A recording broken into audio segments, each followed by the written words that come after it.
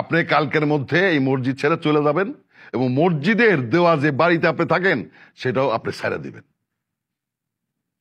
এখন আপনার কোনো কথা আছে?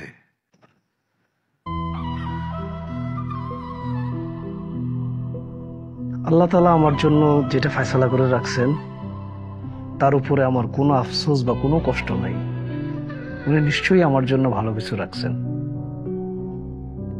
আর আল্লাহ তাআলা যদি না চায়, আমার রিজিক যদি এখানে লেখা না থাকে, আপনারা চাইলেও কিন্তু আমাকে এই জায়গায় রাখতে পারবেন না। আমার মুসল্লিরা এখানে অনেকেই উপস্থিত আছেন। আপনাদের যে অভিযোগগুলা, এইটা নিয়ে আমি সামান্য কিছু বলা উচিত বলে আমি মনে করি। চেয়ারম্যান সাহেব, আপনি যে বললেন যে আমি আমার বিবি বাচ্চাকে নিয়ে শহরে গেছি, কথা সত্য। আসলে আমার মেয়েটা অসুস্থ। যখন আমাদের এই বাজারে ডাক্তারের দেখাইলাম, ডাক্তার বলল যে শহরে নিয়ে যাওয়ার জন্য, নাহলে রোগটা আরো বাড়বে। এই জন্য নিয়ে গেছিলাম, ঘুরতে যাই নাই। আর আপনি আরো বললেন যে মসজিদের দান বাক্সের টাকা গরম। দান বাক্স বা ক্যাশের হিসাবপত্র তো সব জলিল কাকা দেখে।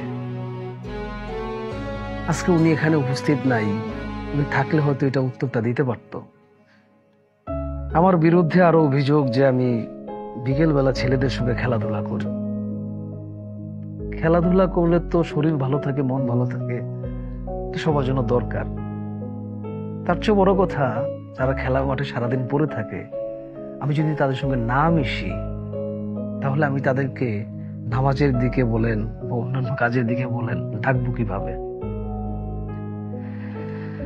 আপনারা আরো বলেন যে আমি ক্ষেত খামারের কৃষকের সঙ্গে গল্প করি, তাদের কাজে সাহায্য করি, আমি ইমাম, ওইভাবে আমাকে থাকতে হবে।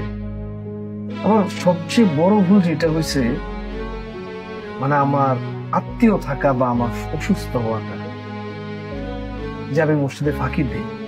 কারণ আমার আত্মীয় কেনই বা থাকবে, কেনই বা সে মারা যাবে, আর আমি কেনই বা সেই জানাজায় যাব?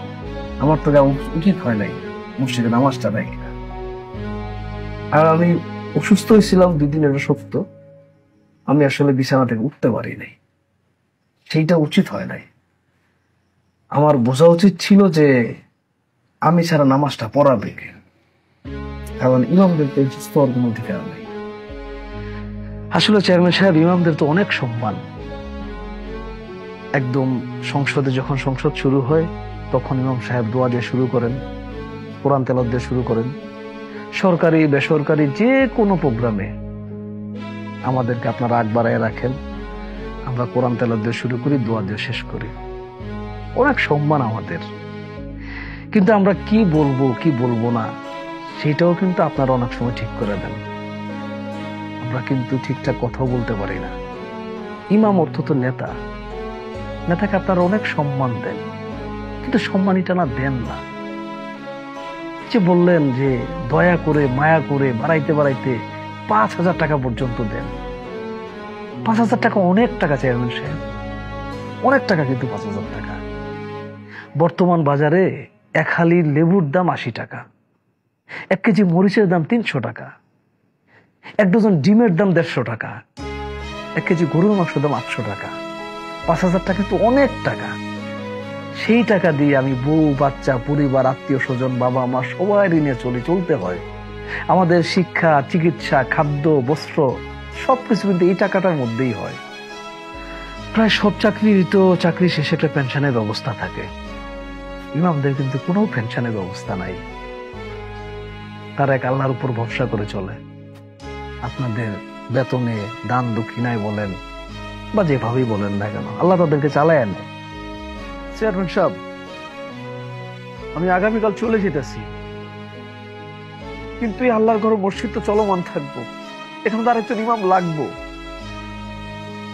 সেই ইমামকে দয়া করে 5,000 টাকা বেতন দিয়েন না, তার 3,000 টাকা বেতন দিয়েন। কারণ ইমামের খাইতে হয় না, তার পরিবার নাই। আপনি বললেন না যে আমি মসজিদে ফাঁকিবাজি করছি, আমি আসি নাই, আমি খেপ মারছি, আমার আত্মীয় স্বজন বলছি যে মারা গেছে।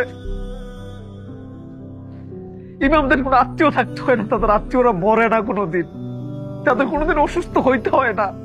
5,000 টাকা তো অনেক টাকা দিচ্ছেন আপনারা আমারে।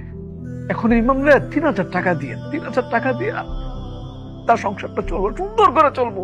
কারণ তাদের বাচ্চার তো কোনোদিন কোনো শখ আহ্লাদ থাকতে পারে না, তারা তো গরুর মাংস খাইতে চেতে পারে না, তারা তো একটা খেলনা চেতে পারে না, তাদের তো অসুস্থ হইতে হয় না, তাদের তো রোগ বালাই হয় না, তারা তো মানুষ না। তাদের বউদের কোনো শখ আহ্লাদ কোনো কিচ্ছু থাকে না, তাদের পরিবার থাকে না, তাদের বাবা মার জন্য তাদের কোনো দায় দায়িত্ব থাকে না। তারা 5,000 টাকা অনেক টাকা, এই টাকা তাদের লাগে না চেয়ারম্যান সাহেব।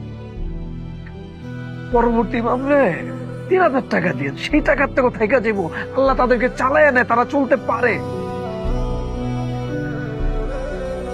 ছোট্ট একটা কথা জিজ্ঞেস করি আপনারে, প্রায় সব চাকরির মধ্যেই তো পেনশনের ব্যবস্থা থাকে, আমাদের ইমামদের কি থাকে? কোন ব্যবস্থা আছে? নাই। আপনারা এখান থেকে চলে যাব, যদি আর চাকরি না হয় তাহলে আল্লাহই ভরসা, আমাদের সবসময় আল্লাহই ভরসা। আপনারা চাকরি দিলেও আল্লাহ ভরসা, না দিলেও আল্লাহ ভরসা। তো চেয়ারম্যান সাহেব, আপনি আরেকটা কথা বলছেন যে আমি বয়ানের মাধ্যমে মানুষের মধ্যে বিভেদ সৃষ্টি করি। আপনাদের সবার উদ্দেশ্যে একটা কথা বলি, আমি কখনো মানুষের মধ্যে বিভেদ সৃষ্টি করার জন্য বয়ান করি না, মানুষকে একত্রিত করার জন্য বয়ানটা করি। আমি কারো পক্ষে কিংবা কারো বিপক্ষে কখনোই বয়ান করি নাই। আমি কোরআন এবং হাদিসের আলোকে সবসময় বয়ান করছি এবং সেটাই ইনশাল্লাহ আমি সবসময় করব। আর আপনারা যারা আমার মুসল্লি ছিলেন, তারা আমার কথাবার্তায় বা কোনো আচার আচরণে, যেহেতু আমি মানুষ, আমিও ভুল করতে পারি, কষ্ট হয়ে থাকলে আমাকে ক্ষমা করে দিবেন। আর আপনাদের কারো প্রতি বিশ্বাস করেন, আপনাদের কারো প্রতি আমার কোনো অভিযোগ নাই, কোনো কষ্ট নাই, কোনো দুঃখ নাই, কারণ আপনারা আমার আপনজন, আপনারাই আমার প্রিয়জন ছিলেন। আমি আপনাদের জন্য সবসময় মন থেকে দোয়া করি এবং দোয়া করব। আপনারাও যদি পারেন আমার জন্য একটু দোয়া করেন। আপনারা সবাই ভালো থাকবেন। আসসালামু আলাইকুম ওয়া রাহমাতুল্লাহ।